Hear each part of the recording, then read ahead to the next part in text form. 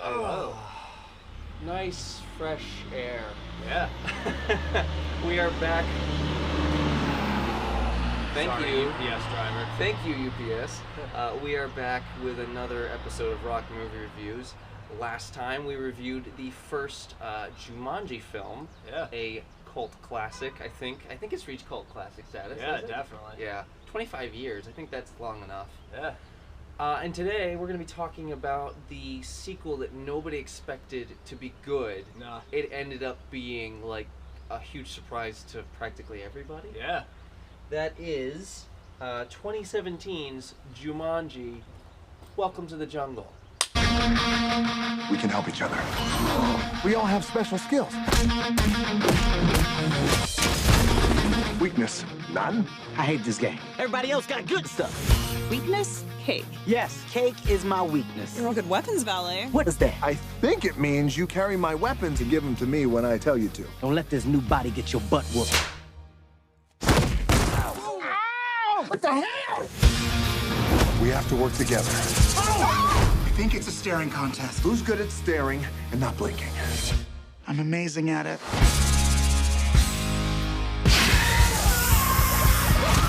I can't even with this place. Welcome to the jungle. We got fun and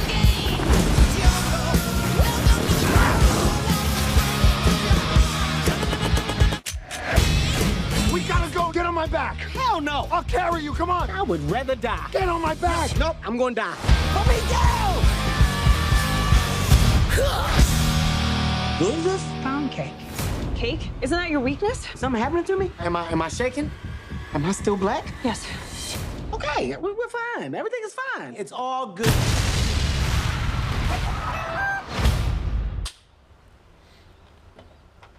I have an interesting story with this one. I did see this movie in the theaters because I went to go see Black Panther. Yeah. And it was sold out, so we had to either just can it and just go home, or we had to pick another film to see at the same time. Yeah. And we decided to see Jumanjii: Welcome to the Jungle. And you're not regretting that decision? I'm not regretting that decision at all. This movie is so much fun. Yeah. Yeah, nobody expected a sequel to Jumanjii to be this good, let alone even be good in general. Even be good in general, because it's like, oh, the first Jumanjii is fine. Don't touch the greatness of the first Jumanjii. But this movie decides to go in a totally new direction that pays homage and honor to the original, while also being its own thing. Yeah. Like, And it provides some of the most exciting and some of the funniest moments in a film like this. yeah. One of the things I actually did like about this specific film, it's actually very different from the first Jumanji movie, which I feel like a lot of people actually liked that and appreciated that as well. I do too. I think them going in such a different direction was a good call, because if you had just relied on nostalgia and nostalgia and the old formula, I don't think it would have satisfied fans as much. And I think because they went in a totally different direction, I think it made a lot of people very happy. Oh yeah, definitely. And this, I probably would say this is the funniest of all three Jumanji movies. Like the next one was hilarious, way funnier than I thought it would be. Yeah, I was constantly laughing. Like this, you talk about comedies that have funny moments. Yeah. This movie is like, from beginning to end, it makes you laugh consistently. Definitely. And I'm talking about like belly laughs, not like actual just chuckles. Oh yeah. Oh my god. So the plot and the story, like I said, it honors the original, where the Jumanji board game has now evolved into a video game. Yeah. Albeit a very old video game. How it turned into a video game, I don't know, magic? You kind of have to... It teleports people into the world. Yeah. It punishes people, so I guess it can shapeshift now. I guess. I mean, you're supposed to take it with a grain of salt and just kind of accept it. Yeah. But I was fine with that. I mean, they literally... One of the opening scenes of this movie is you see the Jumanji board game, still as a board game, in that sand that the characters left there in the end of the first Jumanji game. Oh yeah. I mean, I just love that they were able to continue that thread pretty effortlessly. Actually. Definitely. Yeah, I really liked that.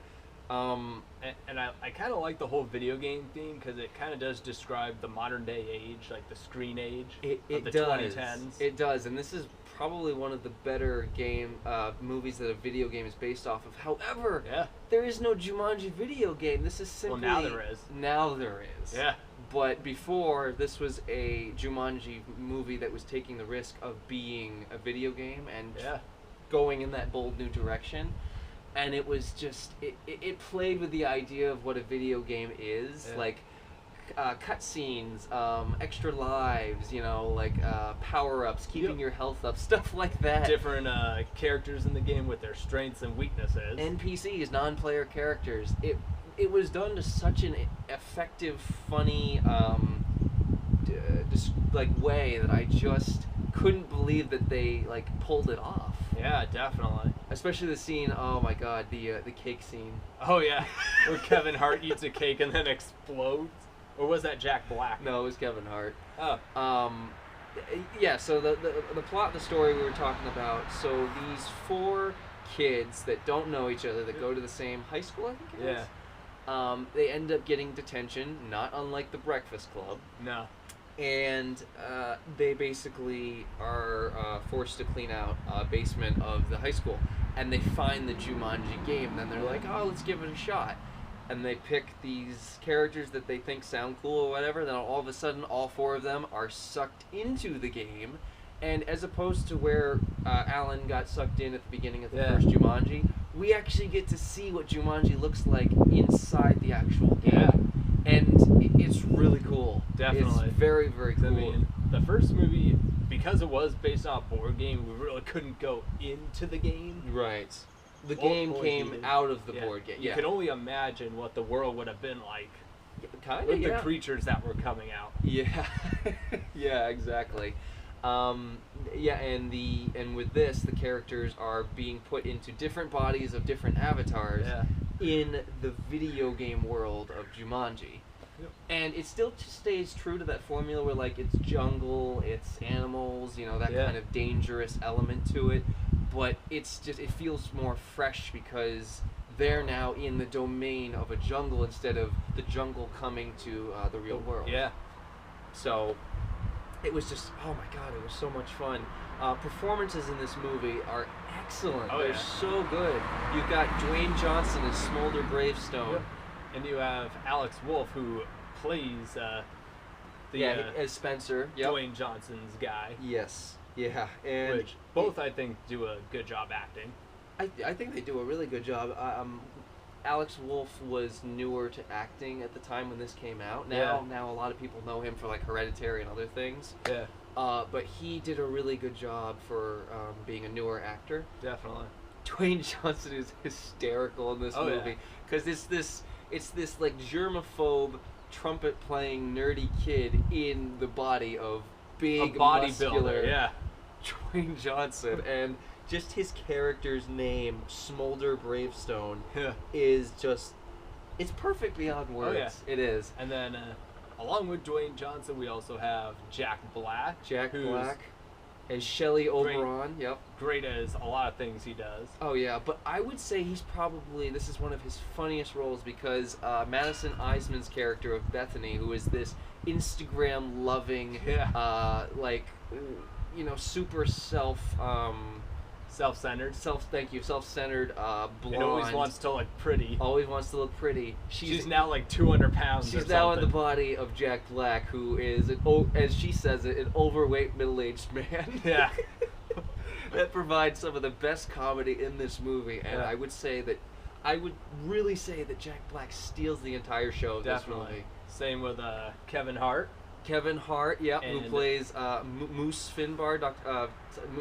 He's a zoologist, and then the kid that plays his character. Yeah, what is his name? Oh God, what is his name? Bear with me. It is Sir Darius Blaine, who I actually haven't seen outside of this movie, but I gotta say, he did a really good job. Yep. I like all the kids in this. There was also a Morgan. What was it? We're saving the Karen Gillan and the girl who plays her for last. Morgan Turner as oh god, what's her character's name? I mean, you've got Karen Gillan playing Ruby Roundhouse, but Morgan Turner plays Martha. Thank you. You didn't do anything.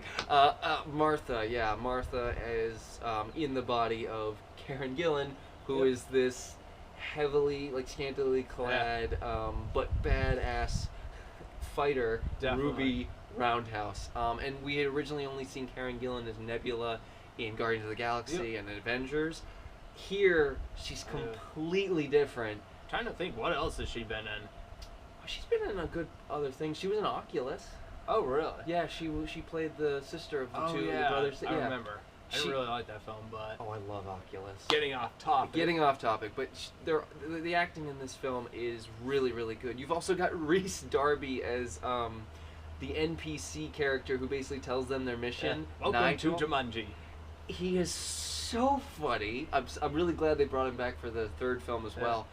This guy is a nut. He played a character in Hunt for the Wilder People, which was a Taika Waititi film, that was just, like, nuts. Absolutely nuts. I think his name was Psycho Sam. Really? If you haven't seen Hunt for the Wilder People, the movie is worth it just for seeing Rhys Darby's hysterical character. Alrighty. It is so funny. He's a conspiracy theorist, too. Yeah. So he's, like, kind of slightly insane. Oh, my God. So much fun.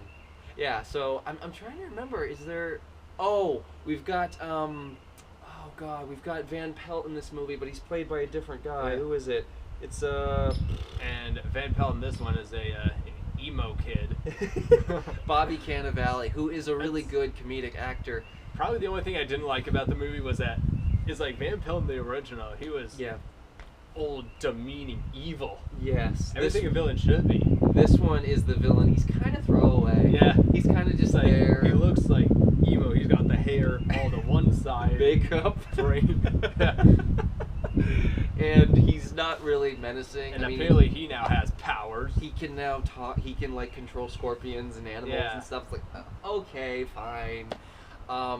I get it's a different film, but some characters should stay consistent. For what? Yeah, it was a totally different Van Pelt. I would say the only negative of this movie is really the villain, because he's just kind of there.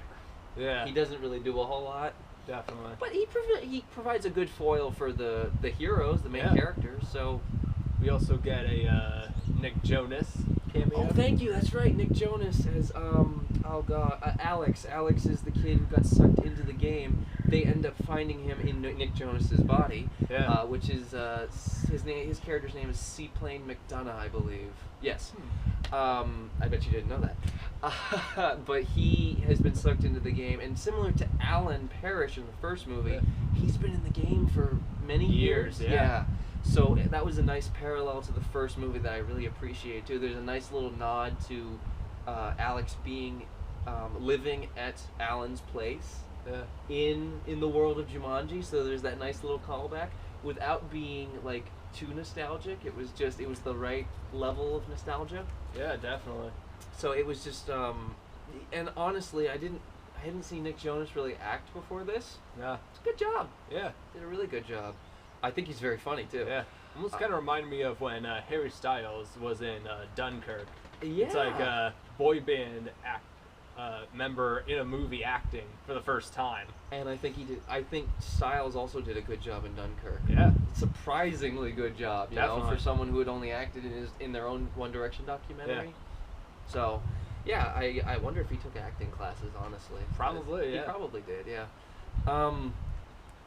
So yeah, that's mainly the cast and the performances. The cinematography is really good in this movie. They shot in Hawaii. It looks gorgeous. The really? Locations. Hawaii. Yeah, Oahu, Hawaii, I believe, is where they shot this film. I was gonna say it almost looked like New Zealand or Fiji or something. No, I think it was mostly just in Hawaii. I would have to check that, but yeah, I'm pretty sure it was just in Hawaii. Gaula Pados was the director of photography. Getting cold. Now it's back to cold again. The wind keeps coming in and then coming out. This guy has done a lot of cinematography for a lot of different films. You've got Predators, you've got he did The Next Level. He did Maze Runner: The Death Cure. He did Scorch Trials, $1 Million Arm. Tucker, want to be in the video? Yeah, so this guy was a really good choice for this film to be the cinematographer. Yeah. I think this is a really good-looking movie. And I think the locations that they shot in were just gorgeous. I mean, the jungle and all that, you know. There's a good use of practical effects with this movie.